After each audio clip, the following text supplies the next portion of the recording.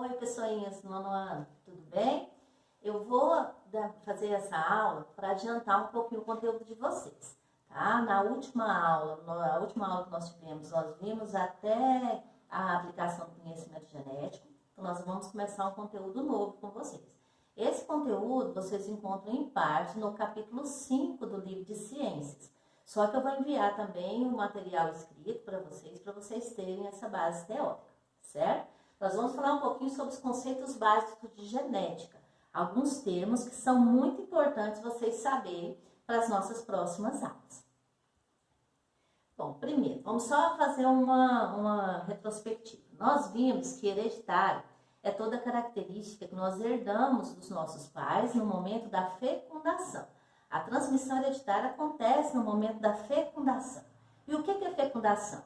É a união dos núcleos das células sexuais. Se une o núcleo do espermatozoide com o núcleo do óvulo, formando um núcleo só. Nessa fecundação, nessa união, encontram-se os cromossomos masculinos e femininos. Na nossa espécie humana, nós temos 46 cromossomos. Então, no núcleo do óvulo vem 23 cromossomos, no núcleo do espermatozoide 23, que ao se unir, forma então uma célula chamada de célula diploide, uma célula que é o zigoto, que é constituída por 46 cromossomos. Nós temos aqui a imagem da fecundação. Nessa imagem aqui, a gente pode observar o espermatozoide entrando no óvulo, mas na realidade o espermatozoide não penetra todo no óvulo.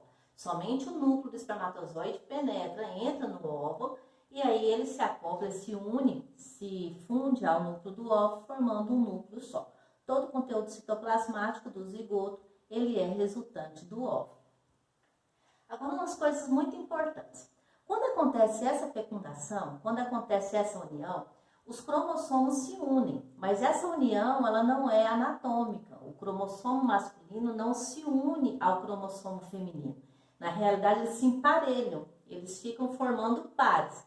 Vem o cromossomo masculino, emparelha ao feminino, formando pares. Na nossa espécie, então, nós temos nos nossos núcleos 23 pares de cromossomos. Esses pares de cromossomos são conhecidos como cromossomos homólogos. Homo com H, porque sem H é sabão em pó e a gente não usa. Tá? Então, os cromossomos homólogos, eles são cromossomos iguais. Por que iguais? Porque as informações contidas neles têm que ser as mesmas. Porque senão eles não formam pares. Eles podem estar emparelhados, mas eles não formam pares. Nós já vimos também que dentro dos cromossomos existem informações importantes. Essas informações contidas no DNA, elas vão resultar nas nossas características. Cada pedacinho do DNA do cromossomo que tem uma informação importante é conhecido como gene. Quando os cromossomos se emparelham, formando pares de cromossomos homólogos, os genes também formam pares. Os pares dos genes são conhecidos como genes alelos. Olha aqui nessa imagem, a gente pode ver o seguinte. Cada um desses xizinhos aqui é um cromossomo. Um cromossomo está emparelhado ao outro, então é um par de cromossomos homólogos. E em cada um deles tem uma informação. Por exemplo, aqui ó, na extremidade de um, tem informação para a cor dos olhos, aqui também para a cor dos olhos. Aqui eu tenho tipo sanguíneo, aqui também tipo sanguíneo. Ou seja, os genes, quando emparelham, eles têm que ser compatíveis, eles têm que ter a mesma informação. Tá? Então, os genes alelos, eles têm a mesma informação, ocupam a mesma posição nos cromossomos homólogos. Aí você vai me perguntar, por exemplo, vou dar um exemplo cor dos olhos. Existem variações nas cores dos olhos. Existem olhos castanhos e olhos azuis. Se eu receber do meu pai informação para olho castanho, e se eu receber da minha mãe informação para olho azul, qual que vai prevalecer? O que eu vou manifestar? Existem nos genes uma relação de dominância, uma relação de força. Existem genes mais fortes, que nós chamaremos de genes dominantes, e genes mais fracos, que são geralmente genes inativos, são os genes recessivos.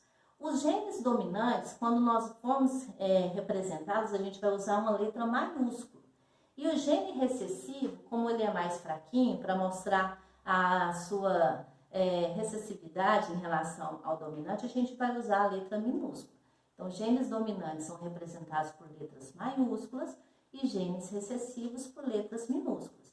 Então, voltando naquele exemplo que eu dei, se eu herdei do meu pai um gene para olho castanho e da minha mãe um gene para olho azul, o que eu vou manifestar? Eu vou manifestar o olho castanho, porque ele é dominante, ele é mais forte.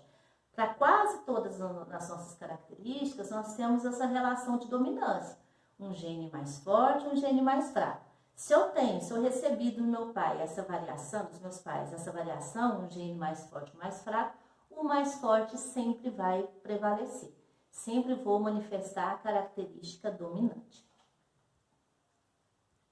Olha só, como eu sempre tenho 2 genes, porque eu recebi um do meu pai e um da minha mãe, eu tenho 3 possibilidades diferentes. Eu posso ter 2 genes dominantes, eu posso ter 2 genes recessivos para outra característica, ou eu posso ter um gene dominante e um recessivo.